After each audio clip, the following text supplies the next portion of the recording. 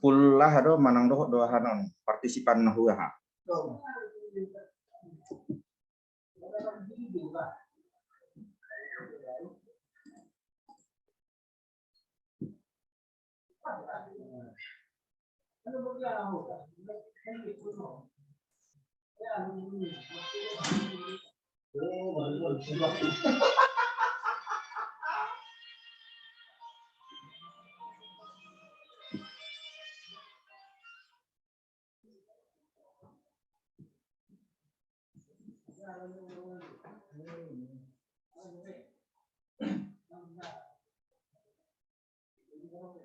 Dia do aham.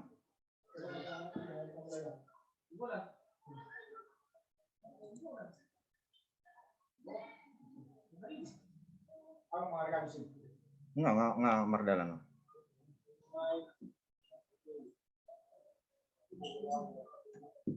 SMK Negeri Sadasar kamu udah kan?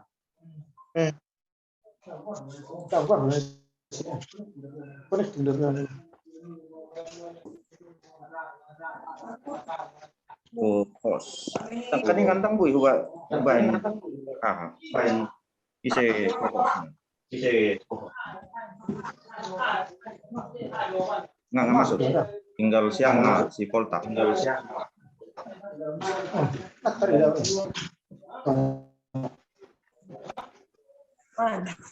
Oh, teman-temanku udah pemirsa. Juli Tampubu. Recording in progress.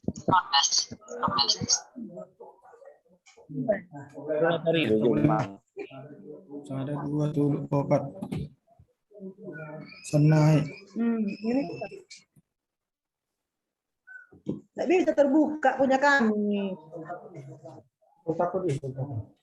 Halo nih Kak.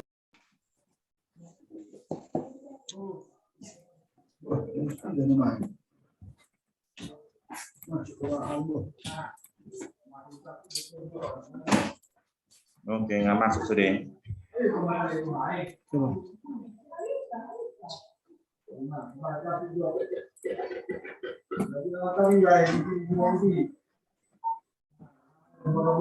Oh, mengajarkan.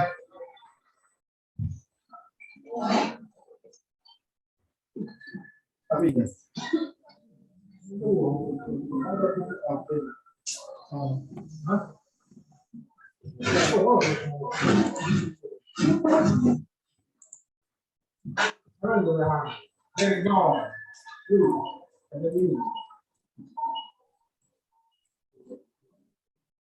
Abang, mulai bang. Oke, mulai. Recording in progress. Baik, selamat pagi Bapak Ibu. Selamat pagi. Terima kasih sudah dapat bergabung pada undangan kami hari ini, yaitu dalam rangka sesi berbagi aksi nyata budaya positif yang akan kita laksanakan di sekolah ini nantinya. Terima kasih juga atas kesediaan Bapak Ibu untuk mengikuti mulai dari awal hingga selesainya nanti sesi berbagi ini. Izin Bapak Ibu, saya untuk presentasi saya pada hari ini. Oke. Baik, eksplorasi konsep yang pertama adalah perubahan paradigma stimulus respon dengan teori kontrol.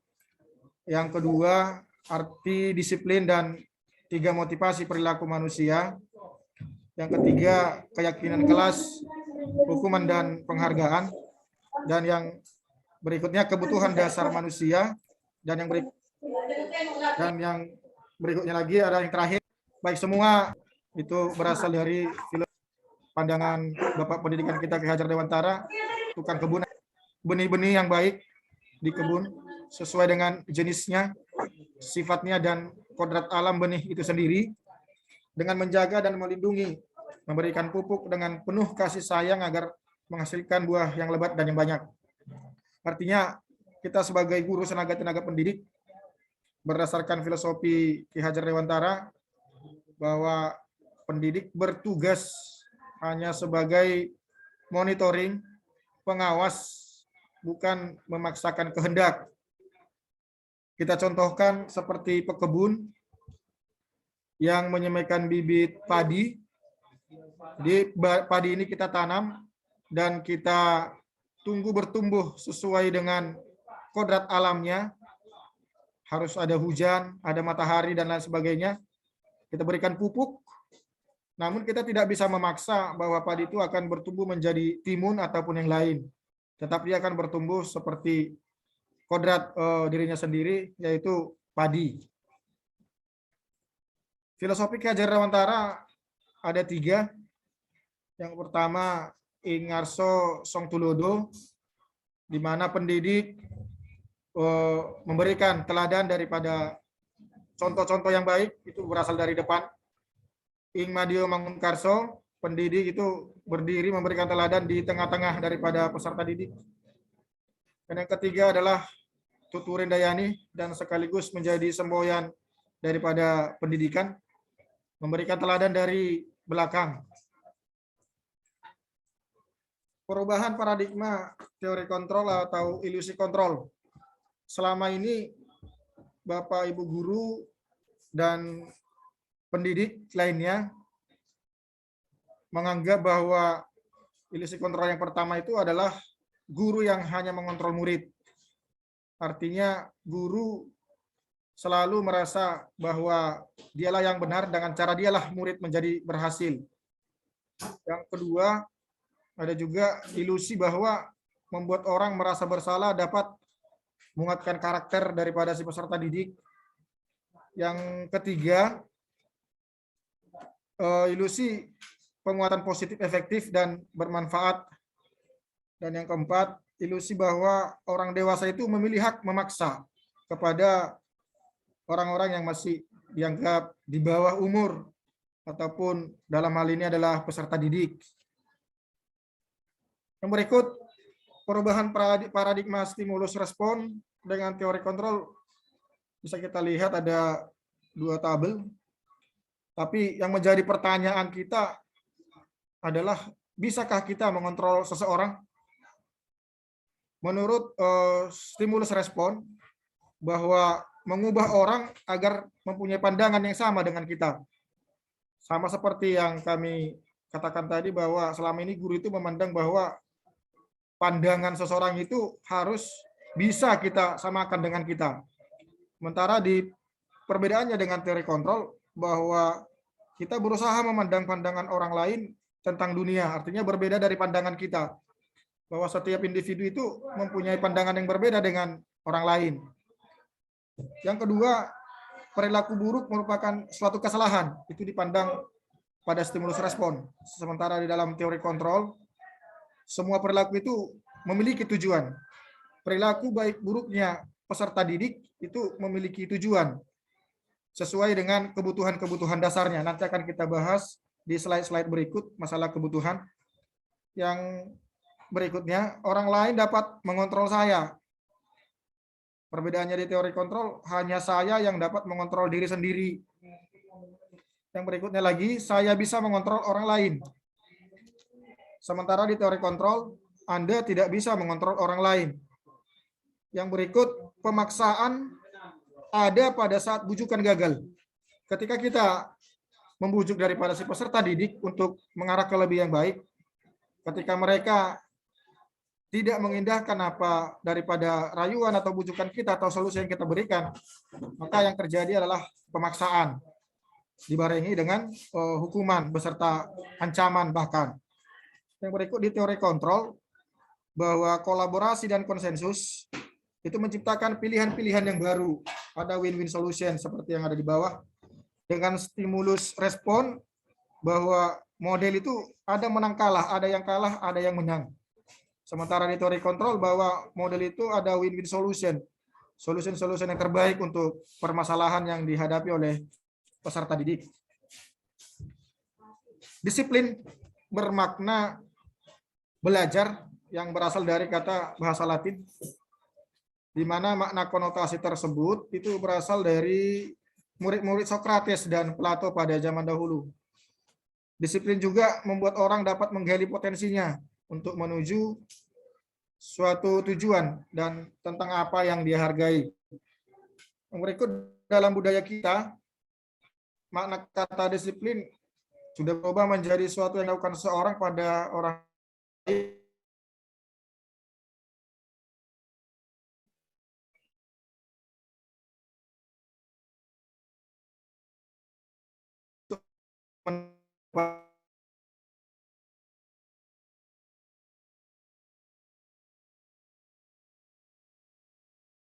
Disiplin itu menghubungkan kita dengan Tuhan.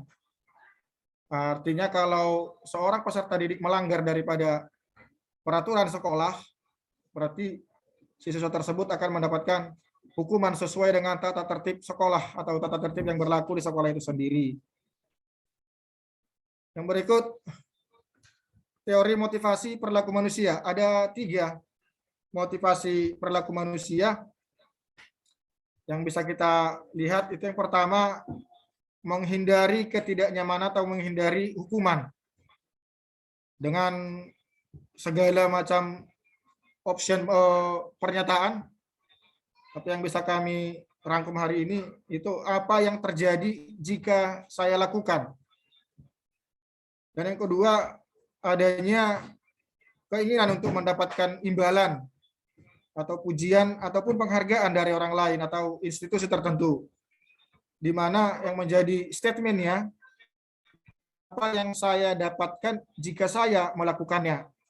Nah, kedua motivasi yang pertama tadi dengan yang kedua itu berasal dari ekstrinsik, dan yang berikut ada juga motivasi intrinsik, itu untuk menghargai diri sendiri. Artinya dia menghargai kodrat-kodratnya dan menghargai potensi-potensi yang dimiliki. Sehingga statement yang akan muncul adalah saya akan menjadi orang seperti apa bila saya melakukannya. Artinya secara jelas bahwa motivasi dari ekstrinsik dengan intrinsik sangat jauh berbeda. Di mana ekstrinsik itu kebanyakan mengacu pada mendapatkan imbalan puji atau pengesahan dari orang. Sementara intrinsik itu adalah menghargai potensinya, menghargai sesuai dengan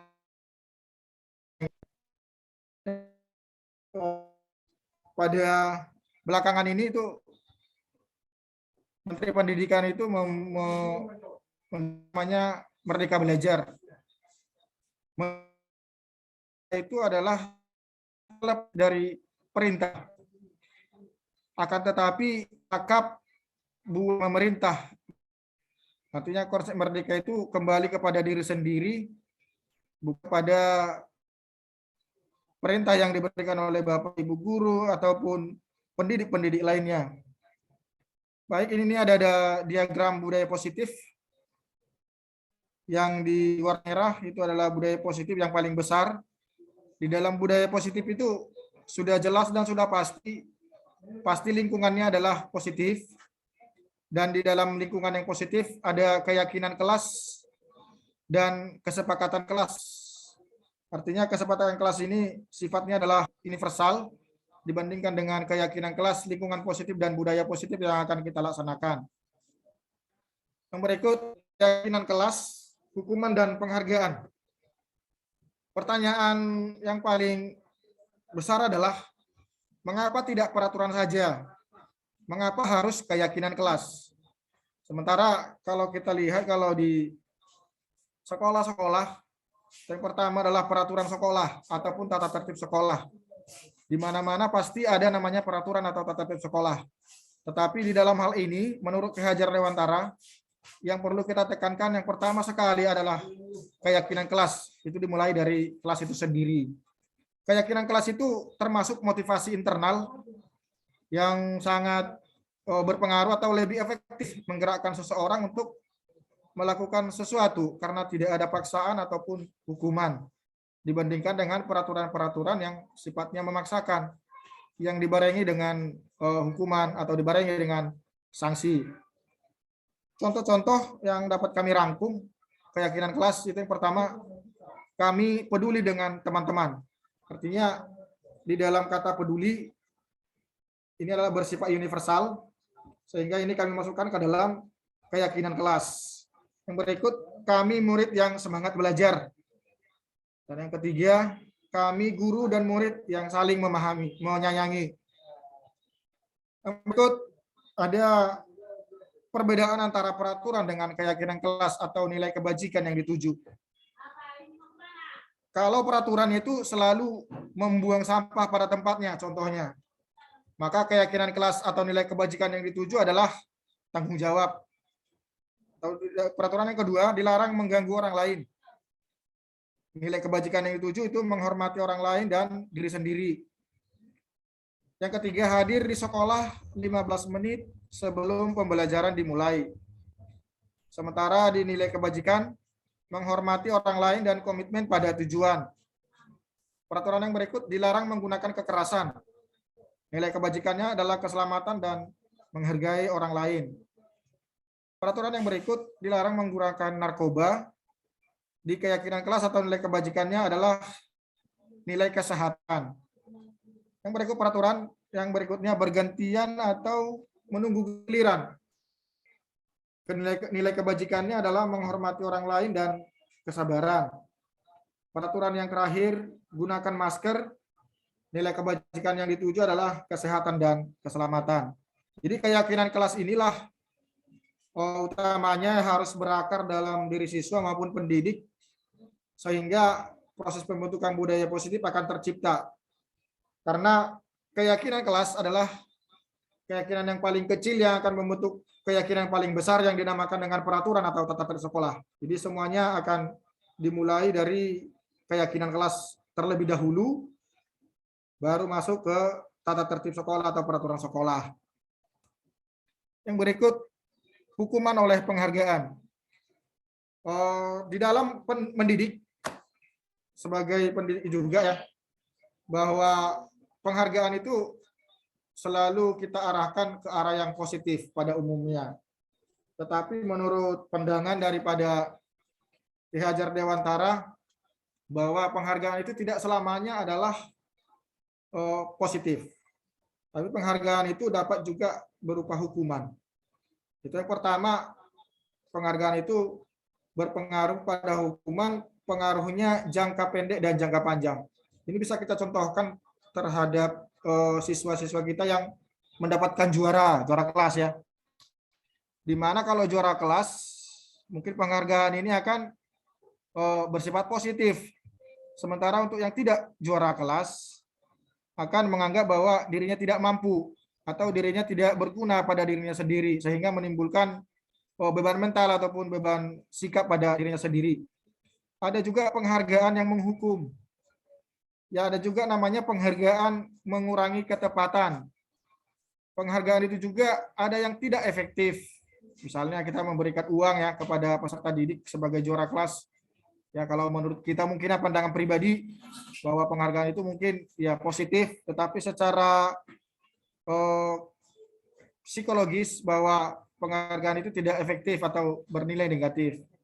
Ada juga penghargaan yang merusak hubungan.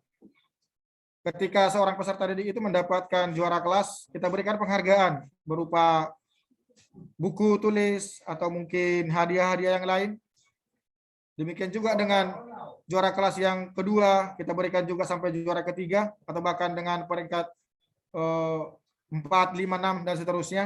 Tetapi perbedaan itu nampak antara juara 1, juara 2 dari segi banyaknya hadiah yang didapatkan, sehingga menimbulkan daripada kecemburuan sosial pada peserta didik. Yang berikut, apa perbedaan antara sanksi atau konsekuensi dan hukuman?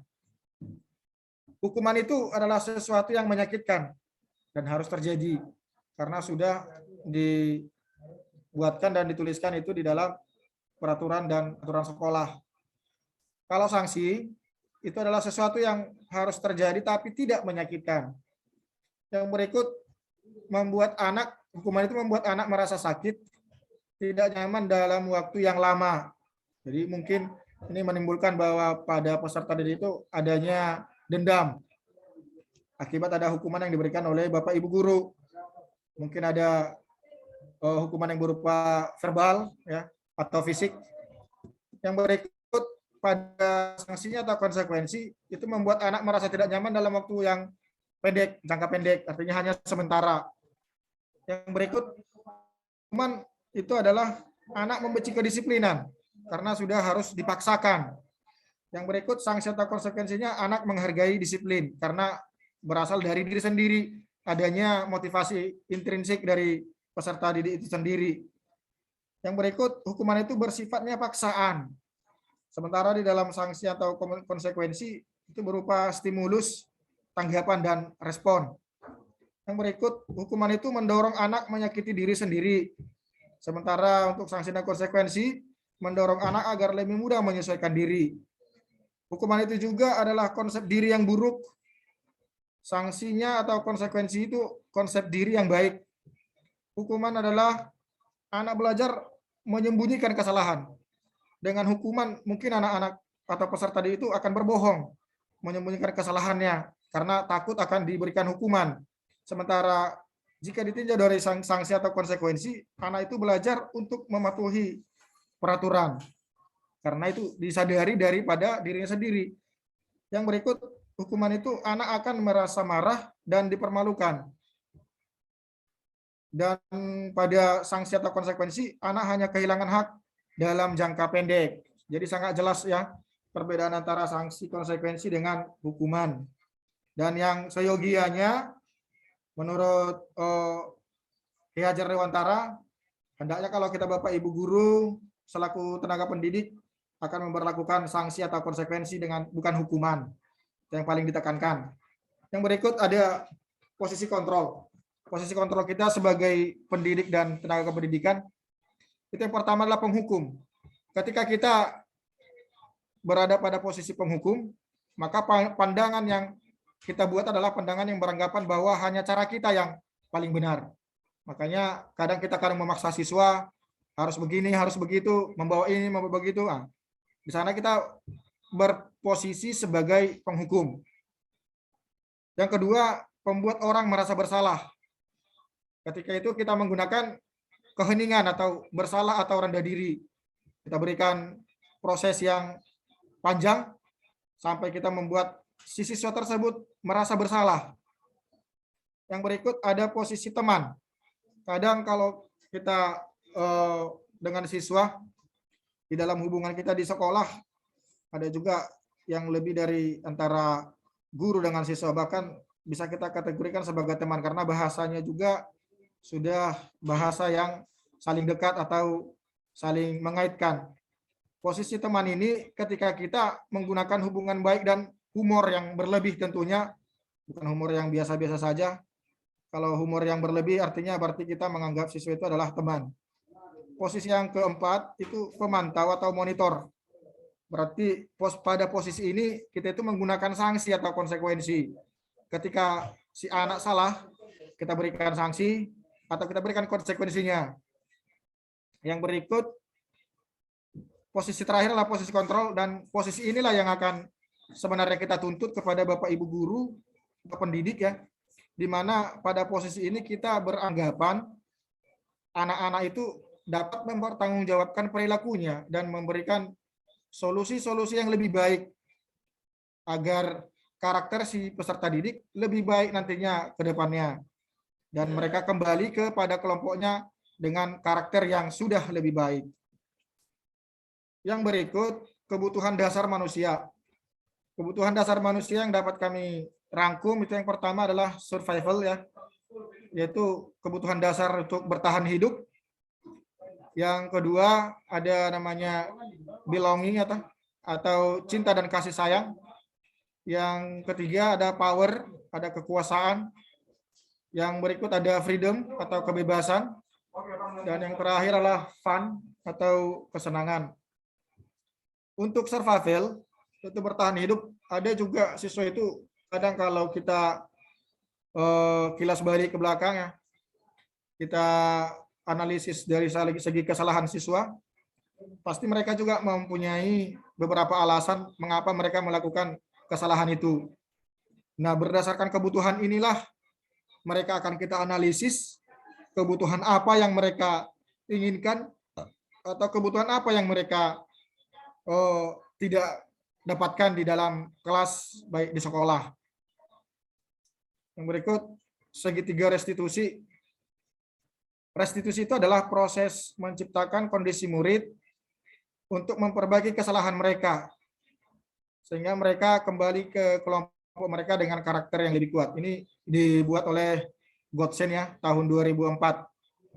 Ciri-ciri restitusi antara lain, yang pertama, bukan menebus kesalahan, tetapi untuk belajar dari kesalahan. Yang kedua, memperbaiki hubungan. Yang ketiga, tawaran, bukan paksaan. Yang keempat, menuntun untuk melihat ke dalam diri. Yang kelima, mencari kebutuhan dasar yang menjadi dasar tindakan. Yang keenam, restitusi diri merupakan cara yang paling baik. Dan yang ketujuh, fokus pada karakter, bukan pada tindakan. Yang kedelapan, restitusi ini bersifatnya menguatkan, bukan menghukum. Yang kesembilan, fokus pada solusi atau win-win solution. Makanya guru sebenarnya ditempatkan pada posisi kontrol tadi adalah posisi sebagai manajer. Yang terakhir, mengembalikan murid pada kelompoknya. Adapun langkah-langkah segitiga restitusi ini bisa digambarkan dalam segitiga ya. Segitiga sama sisi ya. Yang pertama langkahnya adalah menstabilkan identitas. Dalam teori kontrolnya kita semua akan melakukan hal terbaik yang bisa kita lakukan. Jadi ketika kita memproses anak-anak ketika ada kesalahan yang dia lakukan ataupun pelanggaran daripada tata tertib sekolah, maka langkah yang pertama kita stabilkan dulu identitasnya dengan menanyakan kabar, dengan menanyakan kesehatannya, ya, terutama, dan menanyakan mengapa dia kita panggil. Yang berikut kita validasi tindakan yang salahnya. Kita validasi tindakan yang salah. Terus semua perilaku itu memiliki alasan. Artinya anak-anak itu kita berikan kesempatan untuk menjabarkan ataupun menjawab seluruh alasan yang dia lakukan demi melakukan kesalahan yang tadi. Yang ketiga adalah menanyakan keyakinan. Pada posisi kontrolnya kita semua memiliki motivasi internal. Dan kita tanyakan yang terakhir adalah kita tanyakan pada peserta didik apa yang dapat dia lakukan. Apa yang bisa dia lakukan? Solusi apa yang menurut dia lebih baik supaya kesalahannya itu tidak terulang kembali pada hari-hari mendatang. Dan yang di bawahnya ada gambarnya segitiganya. Digambarkan dalam segitiga, yaitu yang berwarna merah dengan warna biru, beserta juga tahapan-tahapan atau langkah-langkah penyelesaiannya. Dan yang terakhir adalah terima kasih. Demikian yang dapat kami rangkum, kami presentasikan, kami bagikan kepada Bapak Ibu guru selaku pendidik di sekolah kita ataupun di Indonesia ini ya, untuk memajukan pendidikan ke arah yang lebih baik. Semoga pendidikan kita terutama di Indonesia akan lebih maju dengan adanya guru-guru yang hebat, guru-guru yang produktif, guru-guru yang kreatif dan inovatif. Terima kasih untuk seluruh Bapak Ibu yang memberikan waktunya. Akhir kata saya ucapkan horas. Terima kasih.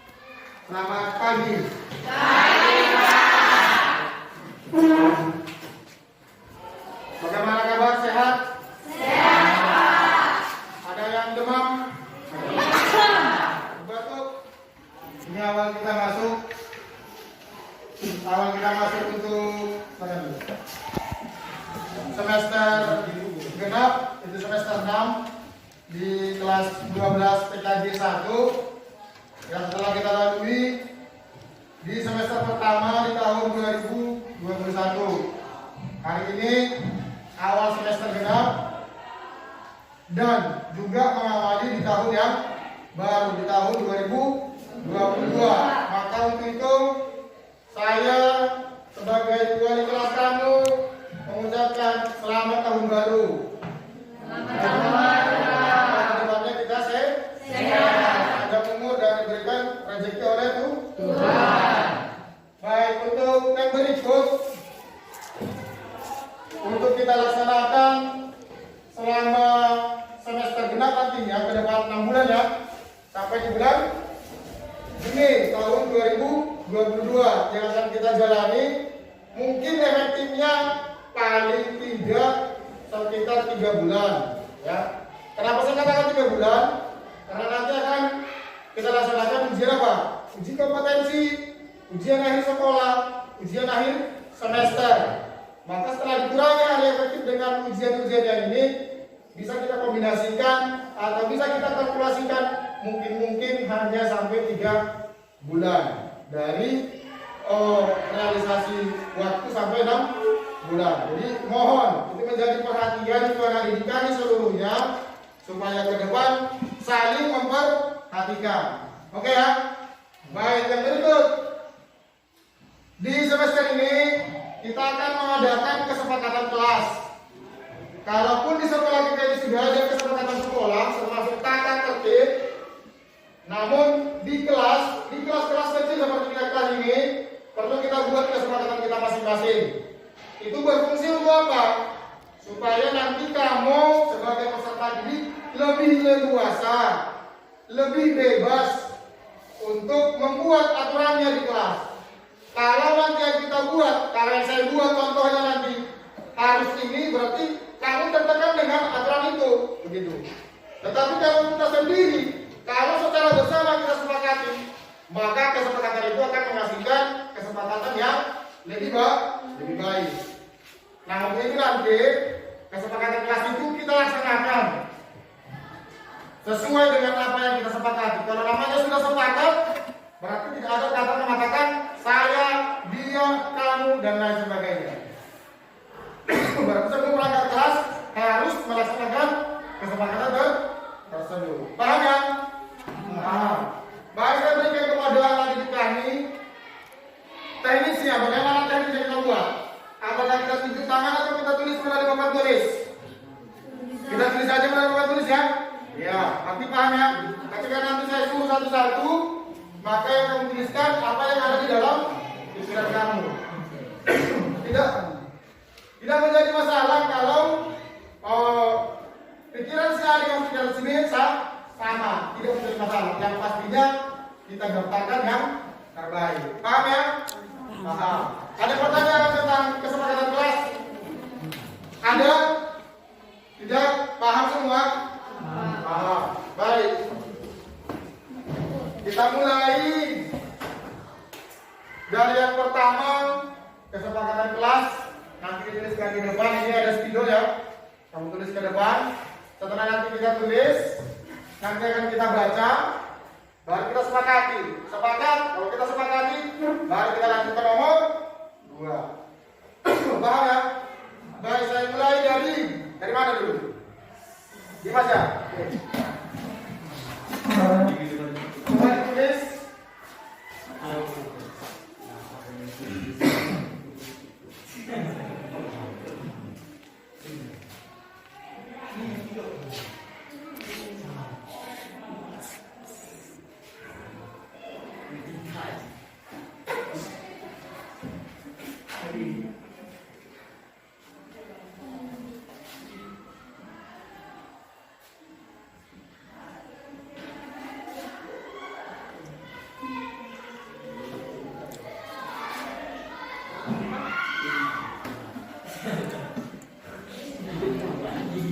Cukup? Betul, silakan duduk.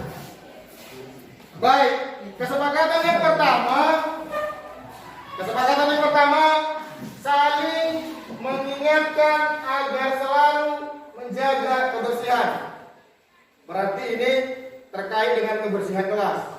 Artinya kita di sini semua baik wali kelas, ketua kelas dan perangkat-perangkat yang lainnya harus diingatkan untuk selalu menjaga kebersihan. Sepakat kita di sini ya? Sepakat? Sepakat. Next, nomor 2.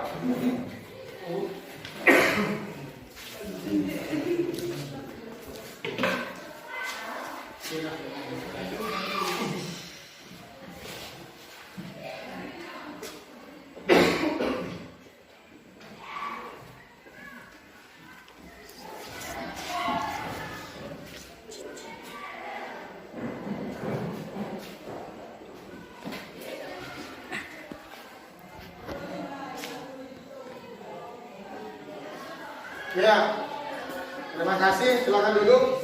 Nomor 2, pembelajaran diawali dengan berdoa. Ya, sepakat ya? Sepakat. Sebagai makhluk yang religius yang memiliki agama, kita harus mengawali pembelajaran dengan doa. Apa perlu ini kita perbaiki? Perlu? Apa kita buat hanya mengawali saja? Bagaimana dengan menutup?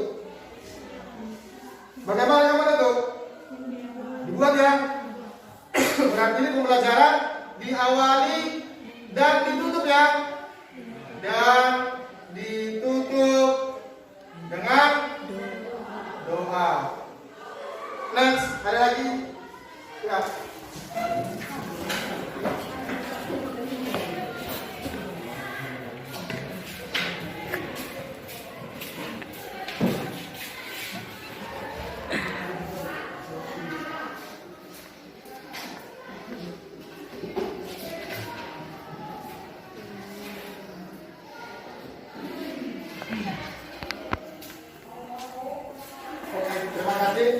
Nomor 3, kesepakatan yang nomor 3 yang diusulkan itu tertib saat belajar.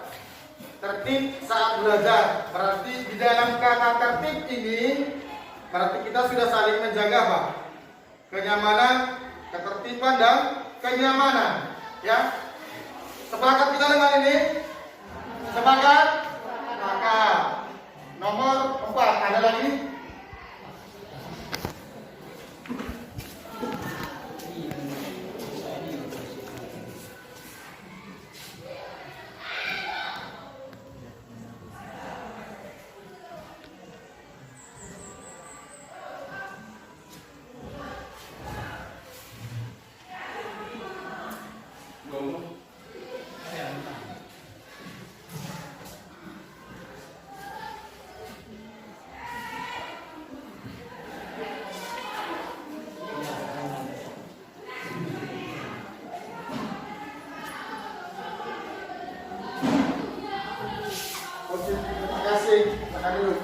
Kesepakatan nomor 4 diusulkan tidak memakan makanan di dalam kelas di saat belajar. Berarti seluruh jajan, makanan ringan yang kamu bawa dari luar, baik dari rumah, kita sepakati untuk tidak dimakan. Bagaimana? Bagaimana? Sepakat? Sepakat. Next, yang lain. Yang lain.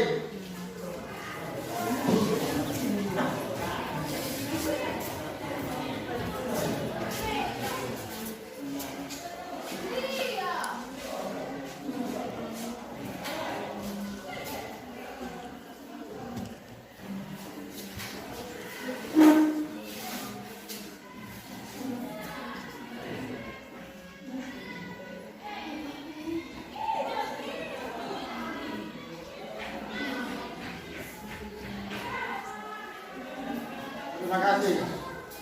Yang berikut, kesepakatan nomor 5 yang diusulkan yaitu tidak cabut saat pelajaran berlangsung. Artinya kita sepakat bahwa seluruh peserta didik tidak keluar atau cabut ya saat mata pelajaran apapun. Saat pelajaran apapun dimulai dari awal sampai pembelajaran selesai. Sepakat ya? Sepakat? Sepakat.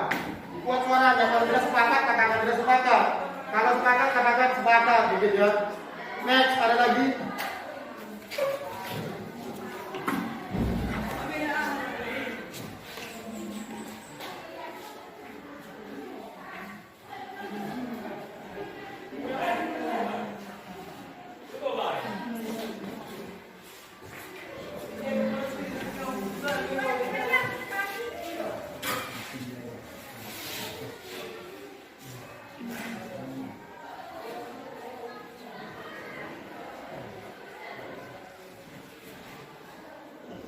Oke, baik. Yang berikut, berpakaian rapi saat proses belajar mengajar. Berarti kalau yang namanya belajar itu siswa ya. Berarti kamu harus menggunakan pakaian yang rapi, masuk blus ya, pakai ikat pinggang, pakaian juga harus bersih, rapi. Yang berikut ada namanya mengajar. Berarti tergantung dengan sinergi ini dengan guru. Ya, berarti guru juga yang masuk kemari harus namanya berpakaian rapi. Tidak mungkin guru berpakaian rapi, siswanya tidak, atau gurunya tidak berpakaian rapi, tapi siswanya tidak. Jadi harus saling mengisi. Ya. Next, ada lagi.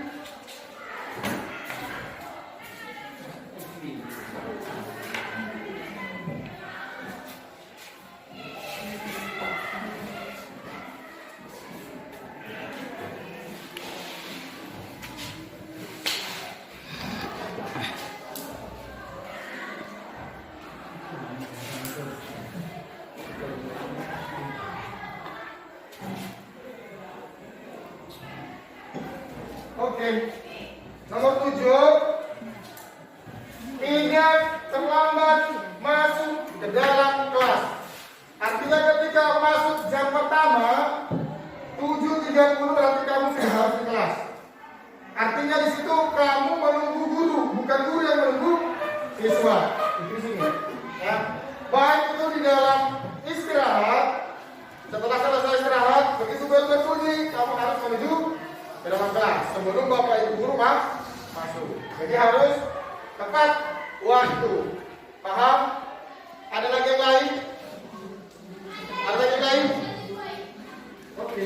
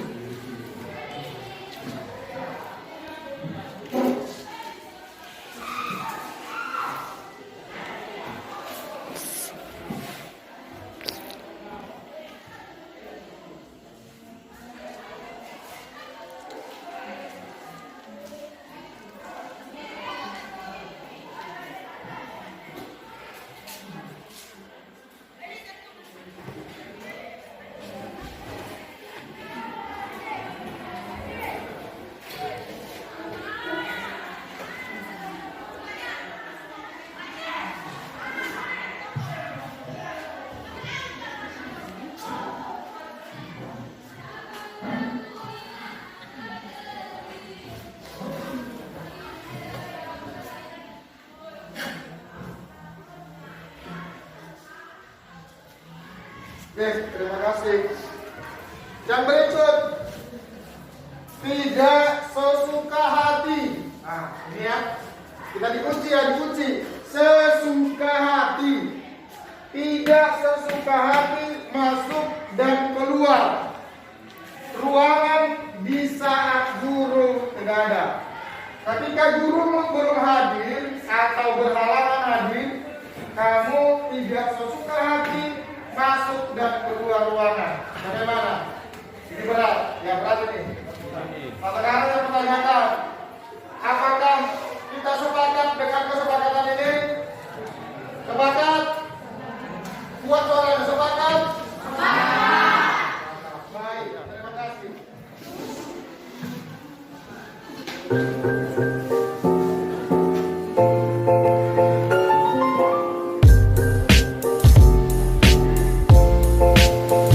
Next, yang berikut.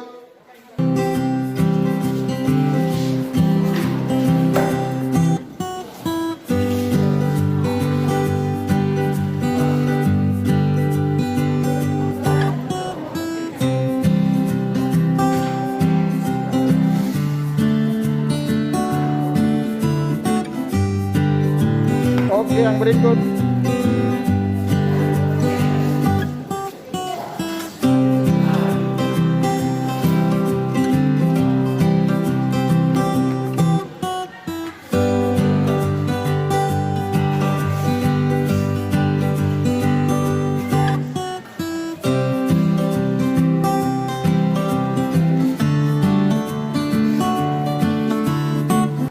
Next.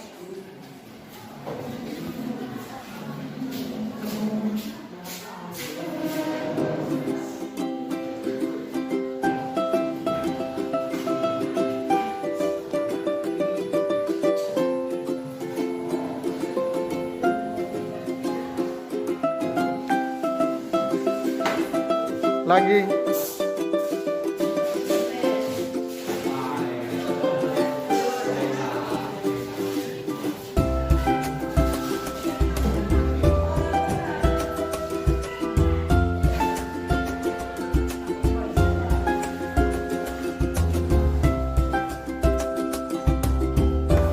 Next.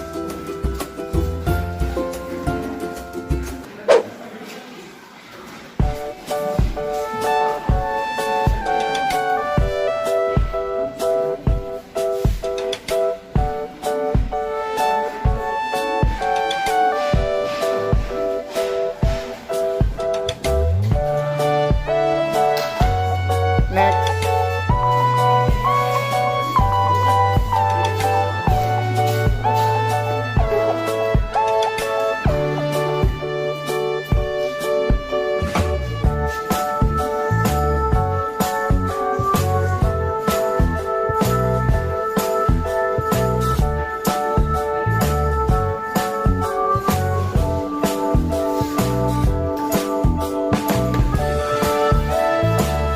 Terus.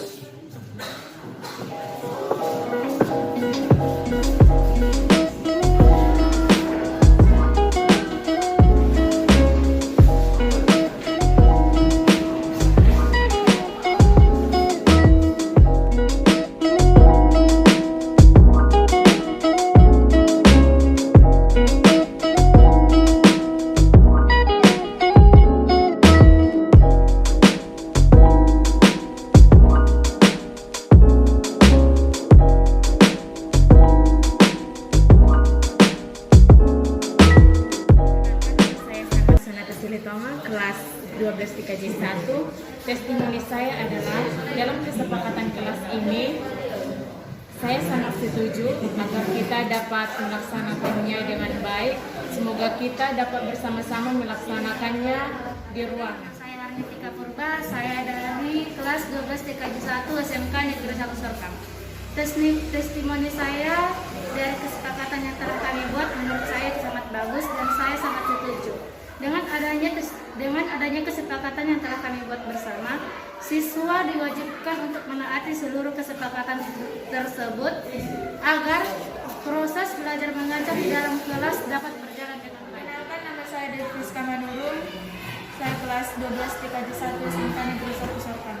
Testimoni saya tentang kesepakatan yang kami buat sudah bagus dan semoga kita dapat menerapkannya dengan baik.